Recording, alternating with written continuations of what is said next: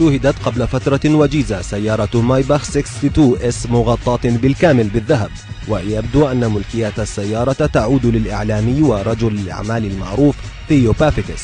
منظر السيارة مغر حقا، فليس الهيكل الخارجي وحده المطلي بالذهب، بل وحتى التصميم الداخلي مليء بالإضافات المغطاة بهذا المعدن النفيس، من عجلة القيادة إلى فتحات التهوية والأرضيات والسقف وحتى شاشة نظام الملاحة. ولكن وعلى الرغم من كل هذه الأناقة والفخامة، إلا أن سرعة السيارة لا تتجاوز 155 ميلا في الساعة، ومعدل استهلاكها للوقود مرتفع جدا، يبلغ 3 أميال للجالون الواحد.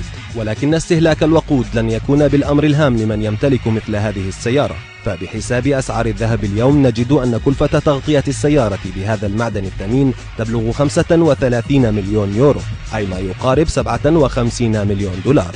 ويذكر أن ثيو من كبار المتبرعين للأعمال الخيرية، حتى أنه أنشأ صندوقا مخصصا للأعمال الخيرية يحمل اسمه صندوق ثيو بافيتس للأعمال الخيرية.